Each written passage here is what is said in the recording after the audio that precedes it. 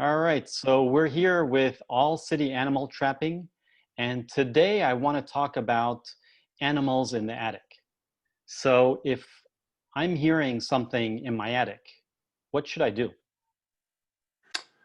Well, as a homeowner or a rentee or anything like that, every house is different. And what you're going to hear is going to be different in every house based on the amount of insulation that's up there. If the animal's walking on drywall, that influences the acoustics of the house and what people actually hear when they're inside. As the owner of the property or somebody who lives there, there's not a ton of ways to accurately determine what type of animal is up there. Usually we just need to know, are you hearing scrabbling, scratching, chewing, or any vocal noises? And that can help guide a trapper to kind of know where to start looking and what type of animal to expect up in the attic. If you're hearing cooing or chirping, things like that, and it's around the holiday season, like right now, we are heading into raccoon baby season. And so they do like to get up into attics and tuck themselves into really tight areas so that they feel like their babies are protected from other raccoons. So raccoons are pretty aggressive in general, and the male raccoons will kill the babies to put the mothers back in the heat so they can have their babies with that mother as long as it's still within season. So a lot of times what they're trying to do is tuck themselves into an area where the mother can defend those babies no matter what until they're old enough to come out and be reintroduced to the group that she was with originally, but she detaches from the males. So if you're hearing cooing or chirping around the cold seasons, around the winter, a lot of times it's either a mother setting up a nest to have babies, or that's the babies already calling to the mother to be fed. I understand. Outside of that, yeah, so outside of that, the majority of what people are going to be hearing is either footprints or scratching or chewing. If you're hearing chewing, a lot of the times it's rodents. Their teeth never stop growing. They need to sharpen them. And then that's also not sharpen them, but cut them down so that they actually fit into their mouth.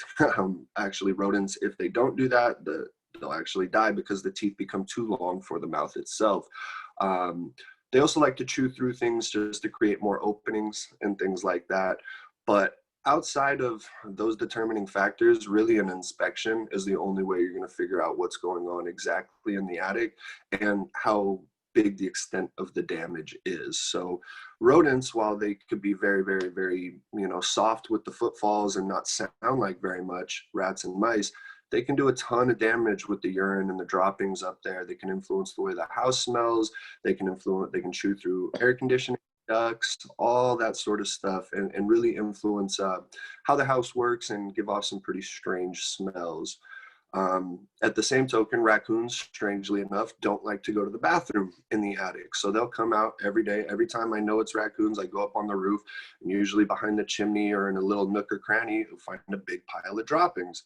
And it's almost like they're surveying the neighborhood or something when they come out at night so they can determine what they're going to do. But the good thing, if there is a good thing about having raccoons in your attic, is that they're not going to go to the bathroom in there, juxtaposed against possums, which are going to go to the bathroom everywhere. So, and the same thing with rats. They go to the bathroom nonstop while they're up there. So different animals are going to require a different person or at least a trained trapper to identify paw prints, dropping sizes, and most importantly, entry points.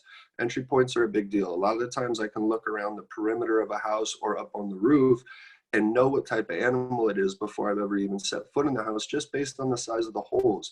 So if we've got a softball sized hole, you're talking a raccoon or a possum. If you can only fit a finger or two through the opening itself, you're probably looking at a rat or a mouse. So a lot of that helps determine what type of animal it is. But as a homeowner, if you're not sure what you're looking for, sometimes it can be kind of tough. So I think at that point they would contact you guys and have you come out and take a look at it and give them an idea what they're up against. Absolutely, because just popping the hatch to your attic and looking up in there, while I encourage it, it can help you. if you don't know what you're looking for or even what you're looking at, it's pretty difficult. 9 times out of 10, when I go into an attic, I do not see the target animal while I'm up there. They think I'm a predator. They're going to come hide. They're nocturnal. It's daytime. So when I go up there, so they hear a noise at a time that they're supposed to be sleeping, they're going to tuck themselves into the farthest corner that they can to hide. So seeing the animal is almost never part of the solution. Usually for us, it's finding the droppings, finding the paw prints, and finding the openings will help us determine what trapping protocol we need to use. Okay. And if anyone is interested, they could go to allcityanimaltrapping.com. All your contact information is there. Thank you Yes, sir. so much for sharing this information with us. Thank you.